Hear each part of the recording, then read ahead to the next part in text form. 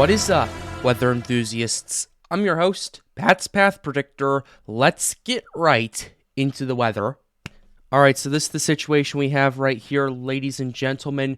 We have an article that just came out from USA Today, and they are looking at 5 tropical waves, including one that is in the Gulf of Mexico that is expected to move across Florida and into the Bahamas area, into the Atlantic, and potentially develop. It's the system we were talking about yesterday.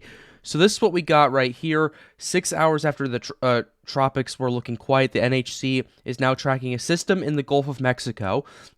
The system has a low chance of development over the coming days, but it is expected to move across Florida and into the Atlantic by early next week right here. So this is what we got going on right here. And we are also tracking 5 tropical waves that are out in the Atlantic right now. And these are the 5 tropical waves.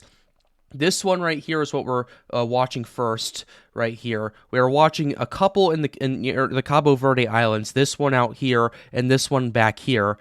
We're also watching another tropical wave that is by French Guiana right here. This is the early stages of it right here. And we're also watching one that is near the Caribbean. It's around here, although the precipitation is over Venezuela right now. So those are the 5 we are currently watching right here. And if we take a look at the global sea temperatures for all of these areas, all of these fall in the 28 degrees Celsius range, 28 to 30 degrees Celsius range right here, which, if you're in the United States watching this is basically 82 to 86 degrees Fahrenheit, that range right here, and that is more than enough for tropical development into tropical storms, hurricanes, you name it right there. Now, the big question is, why is none of these developing right now? Well, here's your answer right here. We still have significant amounts of wind shear going on in the Gulf of Mexico, in the Eastern Atlantic over here, although it's a little bit less so, and where a couple of these tropical waves are. Where the French Guiana wave is, there's like 30 to 40 knots of wind shear, not that impressive. And if you take a look at the Caribbean, it's like 30, 40, even 50 knots in some of these areas right here. So yeah, it's absolutely not, it's volatile for hurricane development right there. And it's just, yeah, and this is typical for early June right here, late May, early June. It's going to take some time for the shear to calm down and start pumping out storms right here, because the water's plenty warm. And if we take a look at the ocean heat content, especially in the Western Caribbean, we're cracking 125, 150 in some of these areas right here. And that is definitely going to be fuel for tropical systems if they can tap into that.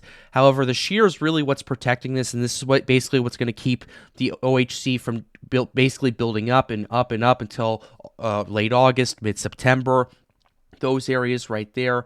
So, yeah, quite this setup we have so far. And if we take a look at some of the runs, the shear does actually improve in parts of the Caribbean and Gulf of Mexico right here. So we're going to go ahead and show you what's going on. By day 3, essentially, 72 hours out, the shear in a lot of the Caribbean Sea weakens considerably, especially in this area right here, from Nicaragua all the way to the Dominican Republic down to western Venezuela right here. And that continues to bear fruit as the wind shear starts being driven out, at least in the Eastern Caribbean. The Western Caribbean is still pretty volatile right now, as well as the Gulf of Mexico. As that trough continues to develop there, that ridge starts to build up in the Central Atlantic, which isn't really even tropical development anyway right there. But basically from this area in the Caribbean right here all the way to through the ITCZ and where these tropical waves are, that wind shear just collapses in the next 6 days right there, which means that anything that can tap into the warm water and organize quick enough and basically go through the dry air, if we go ahead and take a look at that, because the air is still relatively moist in a lot of these areas right here. It is drier up here where this high-pressure system is, but across the ITCZ and the main development region, it's pretty moist, and if those storms can tap into all those ingredients, there is a short window of a few days or so where development could absolutely happen, and we could see a June system going on. But this is something we're going to have to keep an eye on in the next few days. I wouldn't be surprised if the NHC puts out some more reports regarding these tropical waves right here, and we'll cover them here on the Pat's Path Predictor channel. But with that being said, we're going to go ahead and wrap up this video. I hope you enjoyed it. Be sure to leave a like and subscribe to the channel if you are new. It helps us out and helps us make more videos like these. The goal of this channel is to get more people engaged with weather. But with that being said, Have a wonderful day, guys. Stay safe.